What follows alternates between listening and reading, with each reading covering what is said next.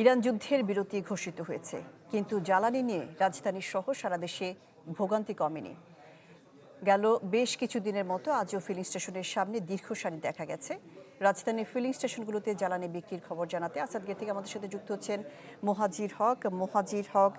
যুদ্ধবিরতি হয়েছে এবং তেলের জাহাজও কিন্তু ছাড়া হয়েছে বাংলাদেশের, কিন্তু আমাদের দেশের পাম্প স্টেশনগুলোতে জ্বালানি তেলের জন্য লাইন কমেনি। কি অবস্থা দেখতে পাচ্ছেন? পাম্প মালিকরা কি বল?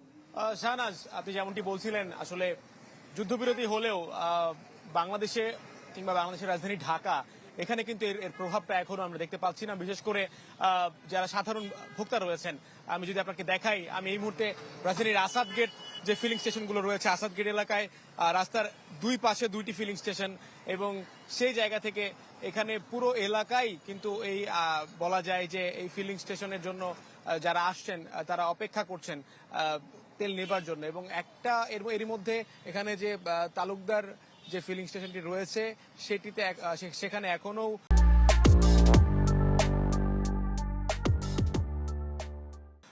তারা তাদের ডিপো থেকে যে তেল আসার কথা ছিল, জ্বালানি আসার কথা ছিল, সেটি এখনো না আসায় এখনো এই তালুকদার ফিলিং স্টেশন বন্ধ রয়েছে।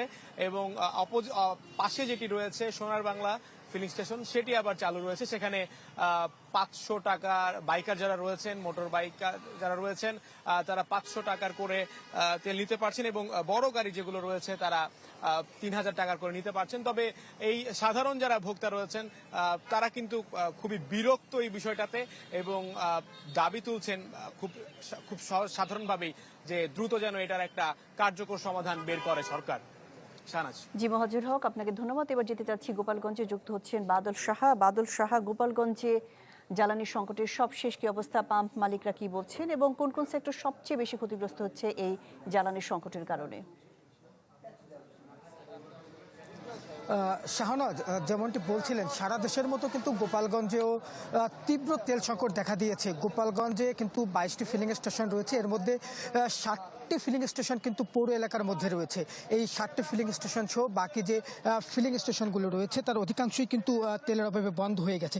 আমি যদি একটু চিত্র দেখাই, আমি কিন্তু এখন যে শহরতলির নিগি ফিলিং স্টেশনে রয়েছে, আমি যদি একটু চিত্র দেখাই যে এখানে কিন্তু তেল নেওয়ার জন্য কিন্তু ভোর থেকেই যারা মোটরসাইকেল চালকরা রয়েছেন তারা কিন্তু এখানে অবস্থান নিয়েছেন। এবং এই লাইন কিন্তু এই ফিলিং স্টেশন ছেড়ে কিন্তু ঢাকা খুলনা যে মহাসড়ক রয়েছে সেই ঢাকা খুলনা মহাসড়কে কিন্তু তারা চলে গেছে। ফলে ঘন্টার পর ঘন্টা দাঁড়িয়ে থেকে কিন্তু এই যারা তেল দিতে এসেছেন তারা কিন্তু ব্যাপক সমস্যার মধ্যে পড়েছেন। কারণ অনেকে কিন্তু এখানে চাকরি করেন, অনেকেই বিভিন্ন ব্যবসা বাণিজ্য করেন। ফলে তেল না পাওয়ার কারণে কিন্তু তাদের যে এই যে চাকরি এবং যে ব্যবসা বাণিজ্য কিন্তু তারা ব্যাপক ক্ষতিগ্রস্ত হচ্ছেন বলে আমাদেরকে জানিয়েছেন। আরেকটা বিষয় হচ্ছে যে এই তেলের কারণে কিন্তু সবচেয়ে ক্ষতিগ্রস্ত হচ্ছে কিন্তু কৃষিখাত, এবং এই কৃষকরা যাতে ডিজেল পায় সে তারা দাবি জানিয়েছেন, এবং ডিজেল না পেলে কিন্তু বড় মৌসুমে কিন্তু এর আবার ক্ষতিগ্রস্ত হবে। আরেকটি বিষয় হচ্ছে যে এই ট্যাগ অফিসার নিয়োগ করা হলেও কিন্তু তাদের কিন্তু তেমন কার্যক্রম আমাদের চোখে পড়েনি, যে কারণে কিন্তু এই তেল দেওয়া নিয়ে কিন্তু সমস্যা হচ্ছে। এই ছিল আমার কাছে গোপালগঞ্জের তেল সংকটের সবশেষ খবর। জি বাদল সাহা, আপনাকে ধন্যবাদ। জ্বালানির সংকট নিয়ে খবরাখবর জানাচ্ছিলেন আমাদের সহকর্মীরা।